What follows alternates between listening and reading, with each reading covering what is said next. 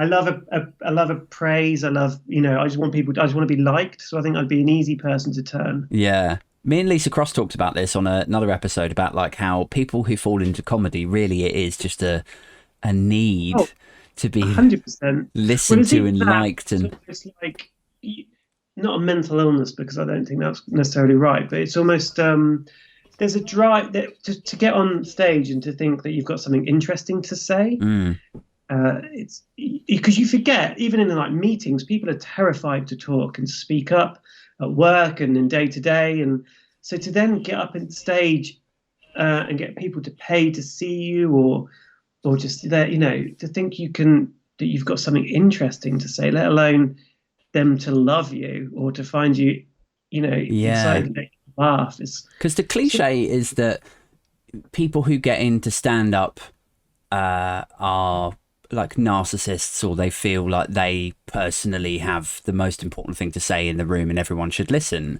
But in my experience, it's a sort of, I guess you'd describe as a sort of like paper thin, not like where it's there's a canyon of self-loathing underneath. yeah, and that's almost especially early on, Yeah, it's the derogatory to yourself. You're picking your own flaws apart on stage that can be relatable. So it's actually, it takes you do see this, and we've seen this at the nights we go to. When you get people come on who are really confident, mm. it's quite like, oh God, like almost there, but they're not. They don't sort of self-depreciate. Whatever the term is. Self-deprecate. Yeah, Deprecate. They almost come on and it's sort of really kind of arrogant. It's interesting to see. I'm not saying that can be fascinating to watch, but yeah. it I takes a meant more like just even getting into stand up. It's sort of the perception is that the person must be hugely arrogant and narcissistic to get into it, to be the yeah, center of attention.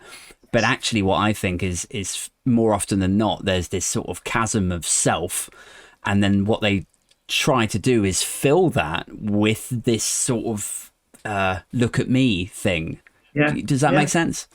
Yeah, because Yeah, it's almost like they need this. But then I think that's what makes you a good comedian because you almost have to be on stage. You have to, the desire yeah, to be liked and you need that. Because if you don't have that, then I know everything becomes just a job.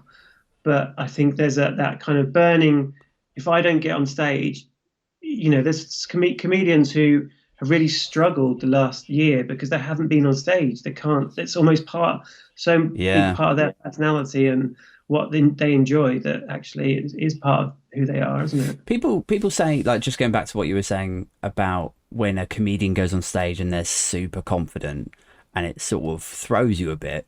But I remember Stephen Fry giving a talk once where he offered this little observation about British comedians versus American comedians, and he was saying about in Britain we quite like the loser, like if you look at people like Del Boy or Basil Yeah, Fawlty, yeah, like comedy heroes in the UK are invariably, or like Victor Meldrew, Blackadder, like they always end up on the losing streak and everyone has a good laugh at them. But in America, traditionally, and I think until recently, it's been culturally more like the wise guy was his take yeah. on it. He was like, if you look at Seinfeld, he's sort of, he's like The the smart guy wisecrack. in the room Yeah, looking. yeah. Or like Paul Yeah, Reiser he was in a couple of yeah. sitcoms back in the day.